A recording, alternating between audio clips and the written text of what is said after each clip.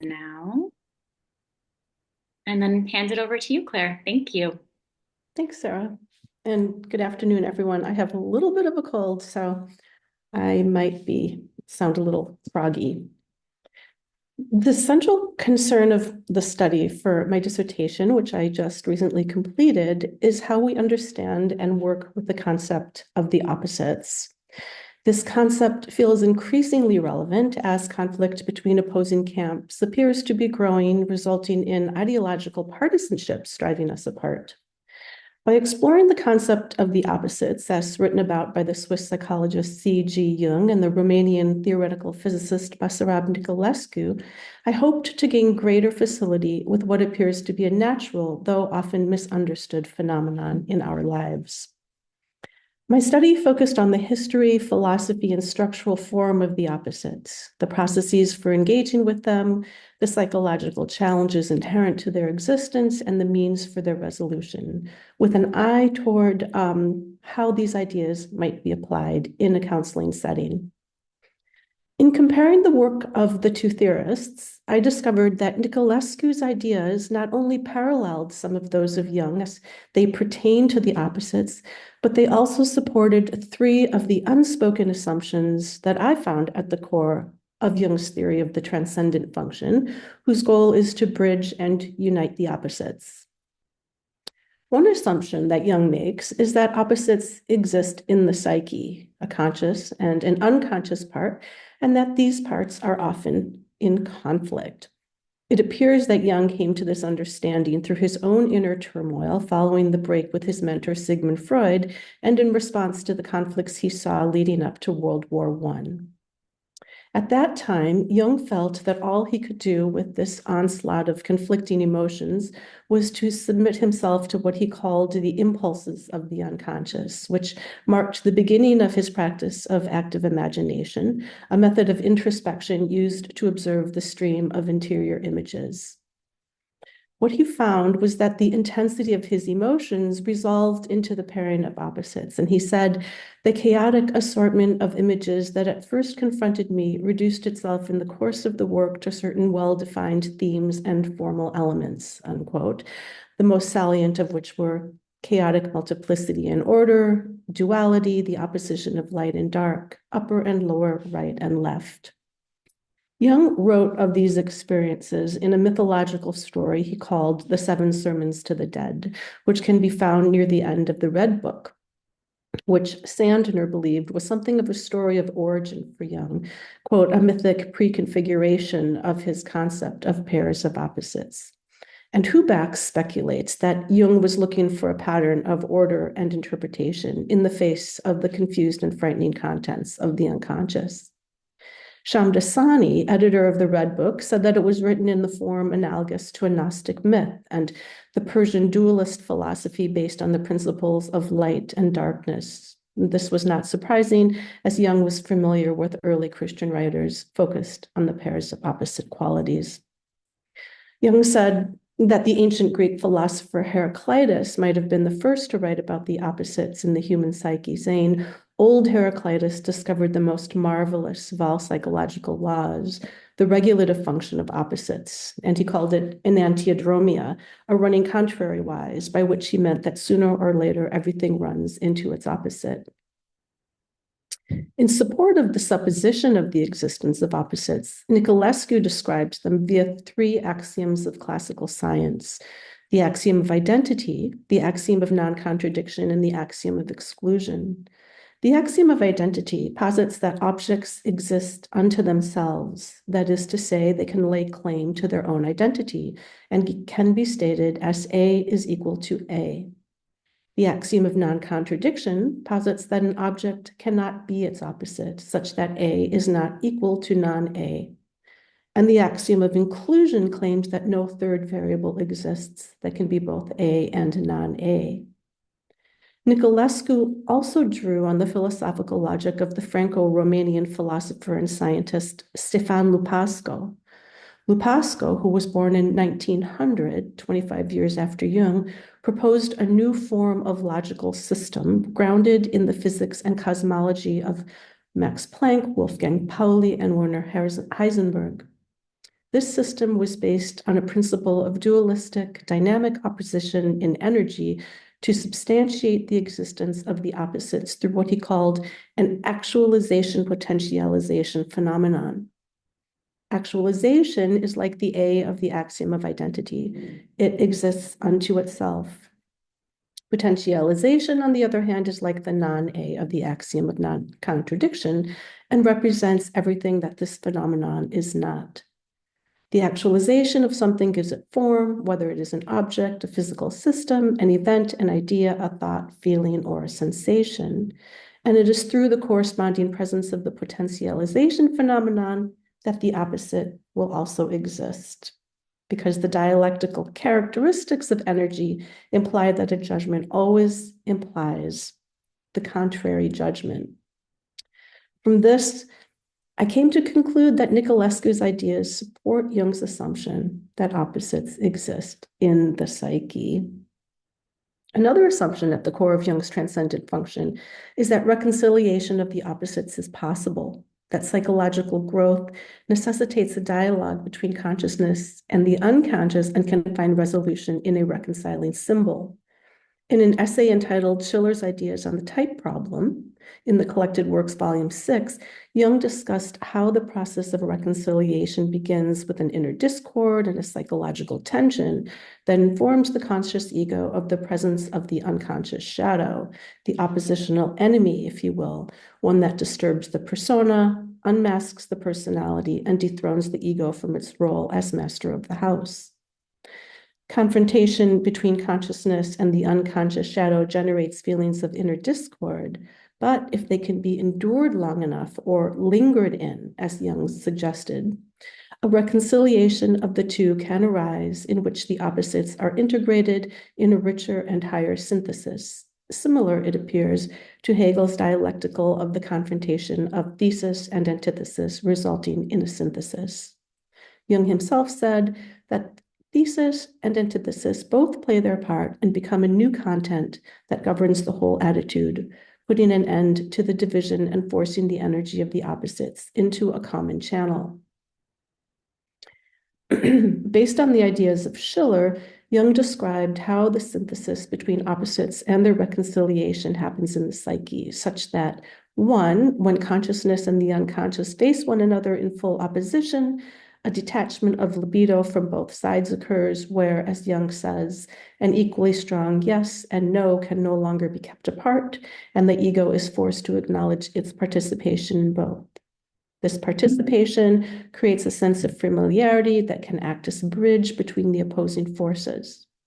And two, endurance of the conflict between consciousness and the unconscious inevitably leads to fatigue, such that egoic consciousness loses some of its strength, directed mental functioning becomes quieted, and the psyche drops down into the collective unconscious and the archetypal realm, where reconciling symbols that include and transcend the opposites are generated through fantasy material and get sent up to consciousness to be integrated.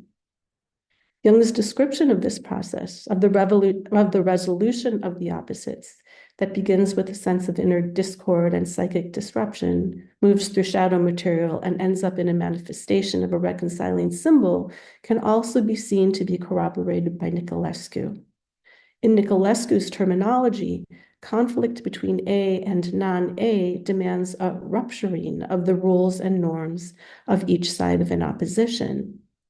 This rupturing can be likened to Jung's tension of opposites, inner discord, and the psychological and emotional pain that Jung speaks of in the process of the reconciliation of the opposites.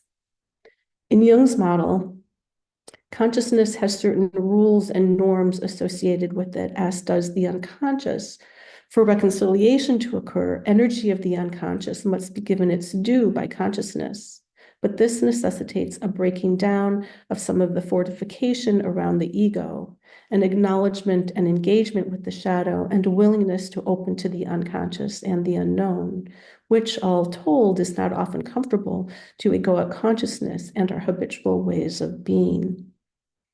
But the fact that this type of breakdown, or rupture, as Nicolescu calls it, also happens in nature could ease the discomfort or at least reduce some of the judgment around the pain associated with the engagement with the unconscious shadow, thus giving the human psyche less reason to seek an external cause for the inner discord, but learn to recognize it as a natural and necessary part, not only of the process of inner psychic reconciliation, but also of the workings of reality itself.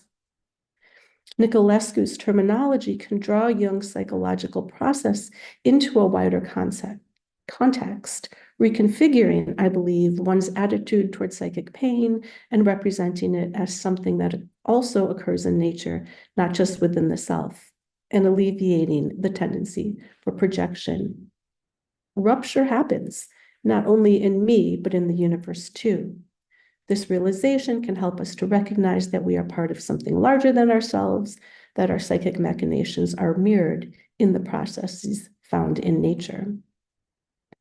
This realization can also result in feelings of empathy, directed in two ways: towards ourselves as we come to accept the tenderness of the inner feelings of shame and anxiety associated with our own unconscious material, and towards others for having been the unwitting recipients of our projections. Through empathy, we may come to discover a connection to something deeper and more universal, to something that unites us with others in a vulnerability with which we all share. And vulnerability is, as John Beebe said, the gift of the transcendent function. While Jung delineates a model for engaging the opposites, quieting directed mental functioning, descending into powerlessness and vulnerability, and discovering the reconciling effects of the archetypes in the depths of the psyche, he does not expand on the ways in which to experience the feelings themselves.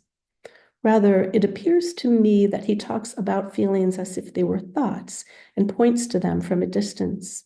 We are left, I believe, to think our way through the experience of the opposites and into an intellectual rationale for their reconciliation.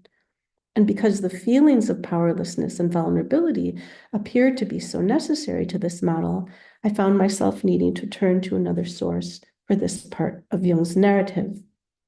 For this, I turn to the Sumerian story of the descent of Inanna, as written about by the poet Enheduanna around 2300 BC.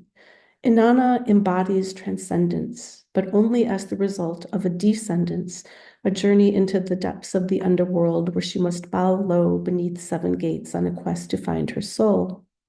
Within the story is an invitation to follow Inanna into the underworld as she bows low through the 7 gates and removes her regalia piece by piece, located at each of the 7 chakra points: the base of the spine, the belly, the solar plexus, the heart, the throat, the third eye, and the crown. Tuning into each point to reflect and engage the underlying energies to experience the psychophysical and emotional qualities that arise at each point. On a psychological level, the descent of Inanna could be seen as the unconscious part of the psyche demanding equal recognition by the conscious part.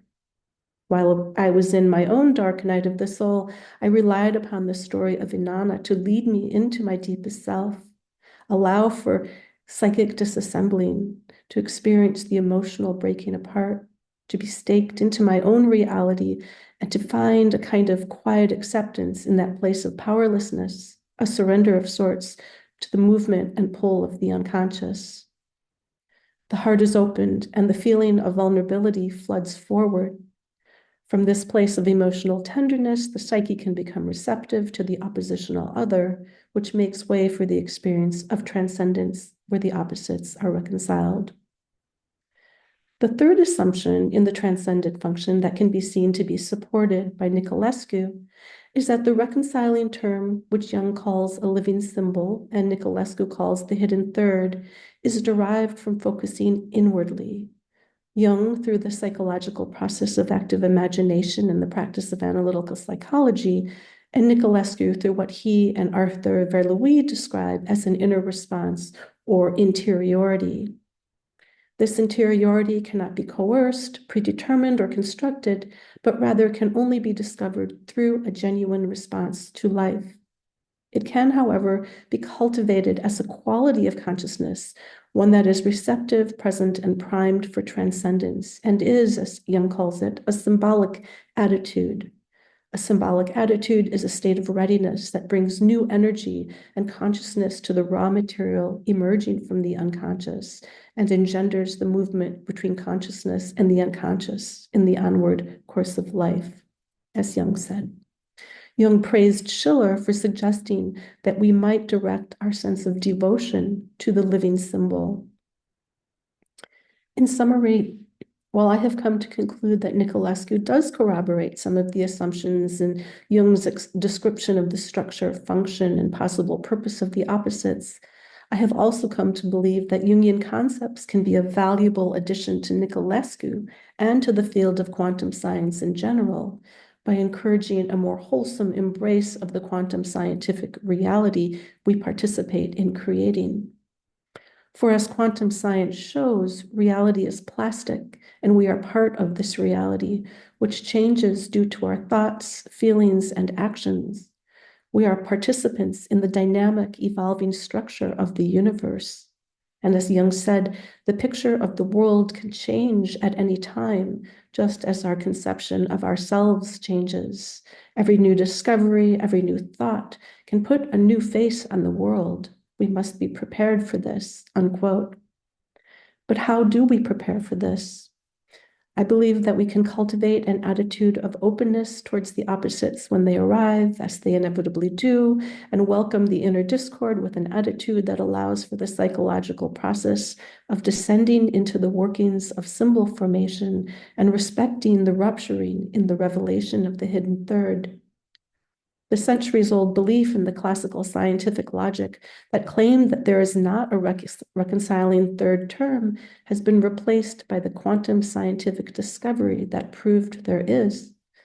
Lupasco's logic of inclusion does not eliminate the binary logic of the axiom of exclusion, but rather opens it up to the axiom of the included third, which suggests that the opposites and the reconciling third exist at the same time. We therefore don't have to fix or feel compelled to make anything happen.